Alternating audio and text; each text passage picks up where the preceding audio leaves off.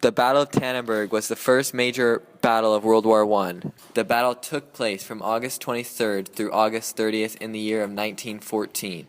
This battle was between the large countries of Germany and Russia on the Eastern Front.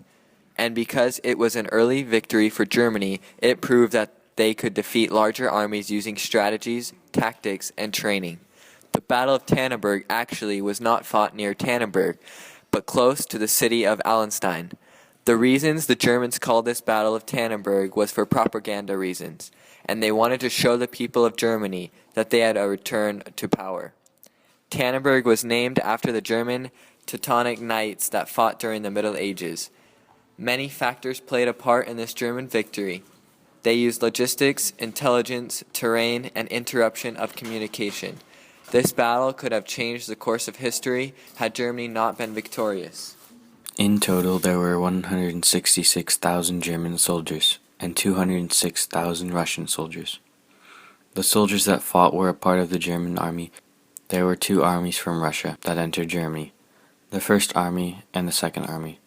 There were four very powerful leaders, two ruling each side. Alexander Samsonov and Paul von Rennenkampf were the Russian leaders, who outwardly did not get along and showed their distaste for each other. German leaders Paul von Hindenburg, Erich Ludendorff, and Max Hoffmann controlled the German army.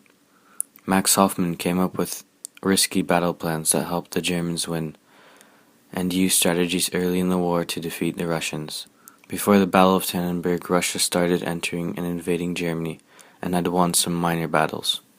The first Russian army was led by Paul von Rennenkampf, and upon entering Germany, he decided to stop and rest for a few days, which caused the Second Army to be in jeopardy. The Russians used radio transmissions to communicate. However, the Germans were able to intercept them and know exactly what the Russians were planning. Consequently, they began to move forward on the Second Army, knowing they were unprotected because the first one was a few days behind. The Germans used trains and transportation to move their soldiers as fast as they could upon the Second Army. The Germans knew that the two Russian generals did not like each other, and Germany sent additional soldiers to help defeat Russia at this battle. Germany took all of their soldiers and moved aggressively forward to attack the Second Russian Army. Because they were alone and had no other backup, they were exposed. This also left Germany exposed.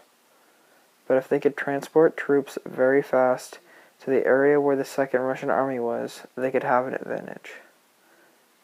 The Germans used many weapons to defeat the Russian army. Some of the weapons that were used were flamethrowers, mortars, mines, and machine guns. Some men, when they went into war, used swords, but compared to the advanced new weaponry of machine guns, they were brutally slaughtered. There were many casualties on the Russian side.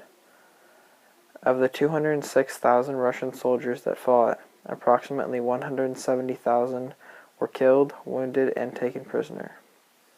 Out of 150,000 Germans, only 13,000 of them were killed or wounded. The Germans drove the Russians from Germany, and even though Russia was not completely defeated, they never entered Germany again in World War I.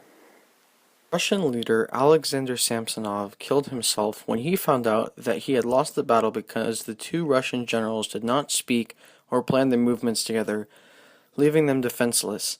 They left each other exposed as well as their armies, consequently resulting in a large defeat. Colonel Hoffmann had the original plan to defeat the Russians. Germany had pre-war planning, but were experienced and very well supplied. Russia lacked medical supplies, however, had heavy artillery. The Battle of Tannenberg was a great victory for Germany that they used for power. It was the complete and utter decimation of the Russian army, and even though the sheer numbers of the Russian army were larger, Germany confirmed that at this time a force that was not only smart and strategic, but deadly as well. This battle proved that they had the power to defeat larger countries than their own, and could win and succeed. Overall, the Germans had the superior tactics and weaponry over the Russians. It was a hard-fought battle, but in the end, Germany was highly favored because Germany had been defending, and Russia was attacking. If it had been the other way around, Who knows what could have turned out?